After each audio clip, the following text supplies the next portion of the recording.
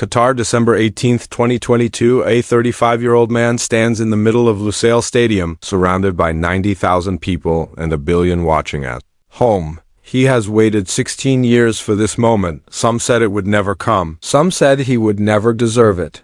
Then he lifts the trophy. This is not just a football story. This is about what it takes to keep going when every outcome says stop. Germany 2006. He was 18 years old the first time he walked onto a World Cup pitch. Barely a kid, already carrying the weight of a nation. Argentina hadn't won the World Cup since 1986, since Diego Maradona's tournament.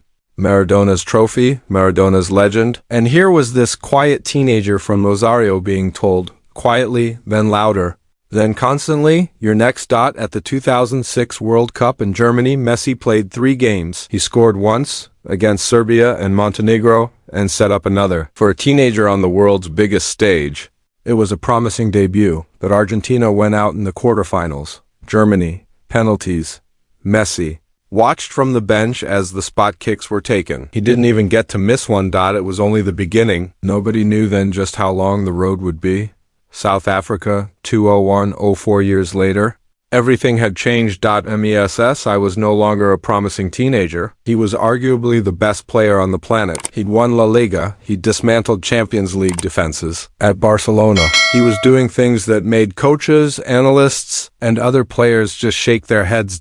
So when Argentina arrived at the 2010 World Cup in South Africa, the expectations weren't high. They were suffocating. He went the entire tournament without scoring a single goal. Not one. He created chances. He ran at defenders. He played well by almost any other measure, but the ball wouldn't go in. And in international football, at a World Cup, that's the only measure that matters to most people. Germany knocked Argentina out again. 4-0 in the quarterfinals. A humiliation. The knives came out. Maybe he only performs for his club. Maybe he's not a leader. Maybe he's no Maradona after all. He was 22. He'd been carrying those comparisons for 4 years and counting. Brazil, 2014. This is where something shifted. MESS, I arrived at the 2014 World Cup in Brazil, a different player. Not technically. He'd always been technically extraordinary, but mentally, this time, he looked like a man who had decided to drag Argentina to a World Cup by himself if he had to. He scored against Bosnia, against Iran, against Nigeria. 4 goals in the group stage. Each one coming at a moment when Argentina needed it. He was imperious, unstoppable.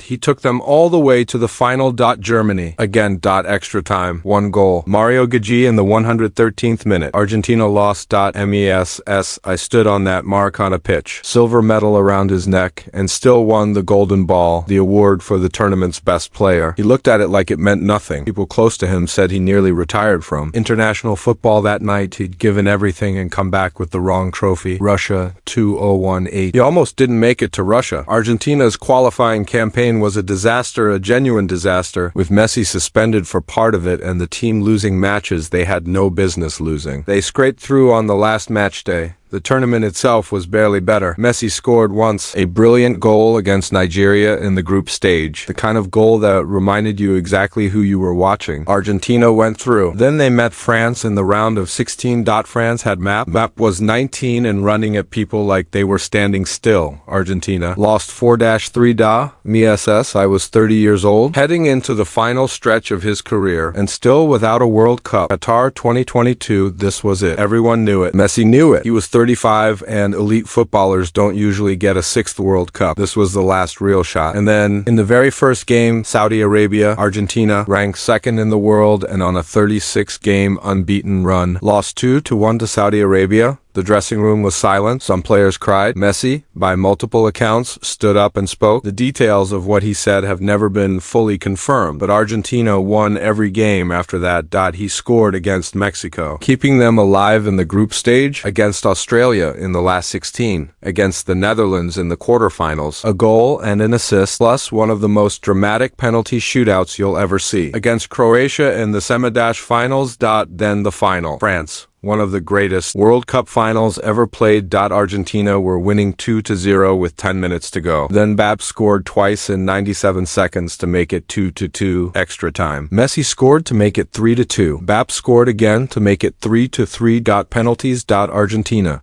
won. And Messi lifted the trophy. 16 years, 5 World Cups, 13 goals, countless near misses. There's a version of this story where Messi retires without one, where the GOAT debate stays permanently open and unresolved, where the cruelest footnote in football history is that the greatest player who ever lived never won the one thing that matters most. That's not the story we got. What we got instead was something rarer. A long arc ending very slowly, finally, toward the right ending. Football gives you very few of those. If this video hit different, subscribe, more stories like this coming.